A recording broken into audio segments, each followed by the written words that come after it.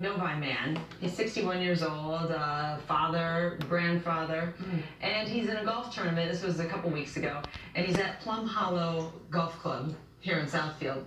And he feels a little off, but now he doesn't quite know what's wrong. So he ends up on the third hole, and something goes wrong, and he collapses. Well, two guys just teeing off happen to be doctors. Wow. And that coincidence probably saved this guy's life. Here's the story. First hole, I'm in a sand trap, and someone pulls up and goes, is there a doctor?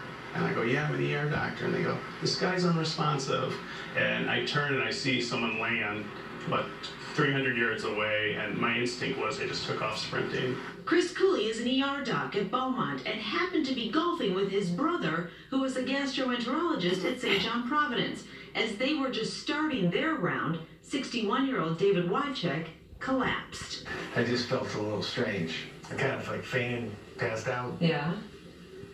That's the way I had my heart attack, I guess. He's blue, his coloring's horrible, and every 15 seconds or so he takes a breath.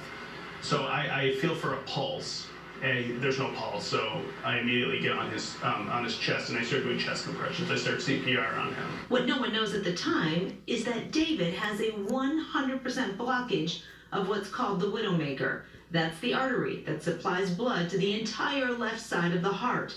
911 is called, and the brothers trade off doing CPR. That's the only way to keep the brain alive during cardiac arrest. And they wait for a defibrillator to shock the heart. The CPR that we did allowed blood and oxygen to get to his organs, particularly his brain being, the most important.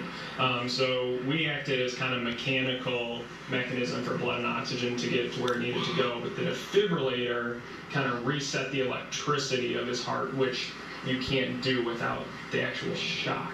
Southfield firefighters deserve a heck of a lot of credit because they got there so fast. They got there within 8 to 10 minutes, and they were able to bring the defibrillator to the patient, which the patient needed.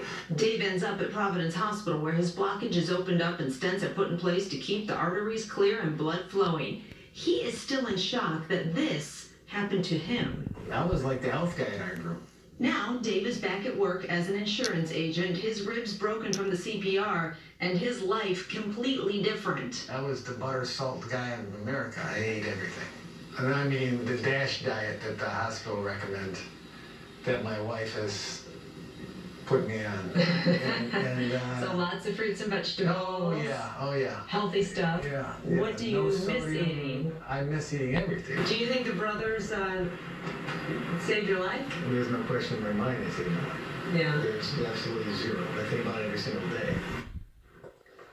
Yeah, it was really, the logistics of it were really fortunate because, a golf course is a wide expanse, and when it was a heart attack, when the cardiac arrest, and when your heart just stops on you, you have very little time to survive that. Or if you do survive, there's heavy duty damage to your brain because the blood supply has been cut off. So that doing CPR, and they literally broke his ribs because they were doing it correctly. Yeah. But that's saved his life. Saved his life.